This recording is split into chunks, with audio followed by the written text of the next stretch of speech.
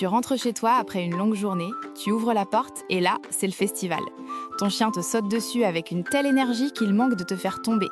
Ou pire, il s'en prend à tes invités qui n'ont rien demandé. C'est épuisant, c'est parfois gênant, et pourtant, tu as sans doute déjà tout essayé pour que ça s'arrête. Si ton chien saute sur tout le monde comme s'il avait des ressorts sous les pattes, il y a de grandes chances que ce que tu considères comme une punition soit en fait une immense récompense pour lui. On va voir ensemble pourquoi ce comportement est si ancré et surtout comment inverser la tendance sans jamais perdre cette belle complicité que tu as avec lui. C'est une situation que je rencontre tout le temps dans mon quotidien d'éducatrice. Tu n'es vraiment pas seule dans ce cas et il ne faut pas culpabiliser. La plupart des propriétaires de chiens vivent ce moment de chaos total dès que quelqu'un franchit le seuil de la porte. On a souvent l'impression que notre chien est juste trop content, ou alors qu'il cherche à nous dominer, ou encore qu'il manque totalement d'éducation de base. Mais la réalité est souvent bien plus simple et honnêtement assez logique quand on se place du point de vue du chien. Comprendre ce mécanisme, c'est faire la moitié du chemin pour retrouver un intérieur calme et des arrivées enfin sereines. Pour comprendre pourquoi il fait ça, il faut regarder comment les chiens se communiquent entre eux naturellement.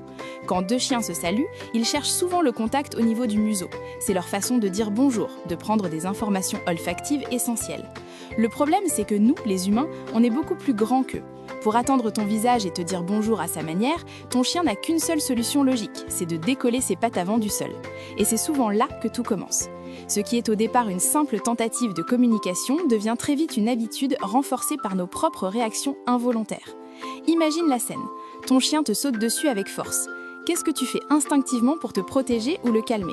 Tu le repousses avec les mains, tu lui dis non fermement, tu essaies de le décaler avec ton genou ou tu lui parles pour lui demander de descendre. Pour nous, c'est une réprimande claire, mais pour ton chien, c'est exactement ce qu'il cherche, c'est-à-dire de l'attention immédiate.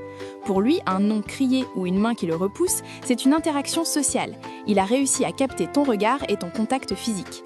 Et ce détail change complètement la situation dans son esprit. Dans sa tête, il se dit que s'il saute, il se passe quelque chose d'intéressant avec toi. La plupart des gens ne s'en rendent même pas compte, mais en essayant d'arrêter le saut par le contact physique, on est en train de lui dire de recommencer la prochaine fois pour obtenir un nouveau contact. C'est là que beaucoup de gens font la même erreur sans le vouloir.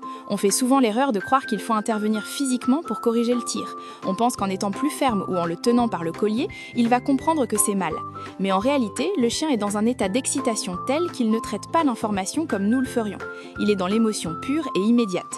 Si tu t'énerves ou que tu gesticules, tu rajoutes simplement de l'énergie à son excitation déjà débordante. S'il est content et que tu es agité, le cocktail est explosif. Une autre erreur classique, c'est de le laisser sauter quand tu es en vêtements de sport ou dans le jardin, mais de le lui interdire quand tu es bien habillé ou que tu portes des collants fragiles. Pour lui, c'est le flou total. Il ne comprend pas pourquoi les règles changent selon ta tenue ou selon l'humeur des gens qui entrent. Ce manque de cohérence renforce son envie de tenter sa chance à chaque fois. Alors comment on s'en sort sans transformer chaque retour à la maison en combat de boxe ou en séance de cris? La clé, ce qui est surprenant pour beaucoup, c'est de devenir totalement inintéressante quand il saute. Je sais que c'est dur parce qu'on a envie de le caresser et qu'il nous a manqué, mais le meilleur cadeau que tu puisses lui faire pour son éducation, c'est l'indifférence la plus totale. Si les quatre pattes ne touchent pas le sol, il n'existe plus à tes yeux. Pas de regard, pas de parole, pas de main sur lui, même pour le pousser. Tu peux même lui tourner le dos physiquement. C'est un message très puissant pour un chien car le saut provoque instantanément la fin du jeu et la perte de ton attention. Mais attention, ignorer ne suffit pas sur le long terme. Il faut aussi lui apprendre ce qu'il doit faire à la place. On ne peut pas juste supprimer un comportement moteur, il faut impérativement le remplacer par un autre. L'idée, c'est de lui proposer un autre rituel de bienvenue beaucoup plus calme. Par exemple, tu peux lui apprendre que la caresse n'arrive que si ses fesses sont posées par terre. C'est la règle du assis pour obtenir ce qu'il veut. Tu verras que très vite, au lieu de bondir, il va s'asseoir de lui-même en te regardant, tout fier, parce qu'il aura compris le code pour débloquer sa récompense et ton affection. Et c'est souvent ce petit détail qui change tout dans la dynamique de vos retrouvailles quotidiennes. La plupart des chiens réagissent exactement de la même façon si on leur donne une alternative claire. Pour mettre ça en place dès demain, je te propose un petit plan d'action très simple à suivre. Pendant les prochains jours, quand tu rentres chez toi, ne regarde pas ton chien tant que tu n'as pas posé tes clés, ton manteau et ton sac. Fais comme s'il n'existait pas. S'il saute, reste comme une statue, bras croisés et regarde le plafond ou un point fixe au loin. Dès qu'il se calme, même une seconde, et qu'il a les quatre pattes sur le sol, là tu t'accroupis à son niveau pour le féliciter calmement. C'est crucial de descendre à sa hauteur. Si tu restes debout pour le caresser, tu l'incites mécaniquement à sauter pour atteindre tes mains qui s'approchent. En descendant vers lui, tu supprimes physiquement son envie de grimper. C'est un exercice qui demande de la clarté et surtout une immense constance. Si tu le fais sérieusement mais que les autres membres de la famille ou tes amis continuent de le laisser sauter avec enthousiasme, il sera totalement perdu. Il faut que tout le monde joue le jeu avec la même rigueur. Sois patient avec lui, il ne cherche pas à t'embêter ou à défier ton autorité, il essaye juste d'exprimer sa joie avec les outils biologiques qu'il possède. Les progrès vont venir vite si tu restes cohérent et calme. Tu vas voir qu'en quelques séances de répétition, l'ambiance dans la maison va radicalement changer.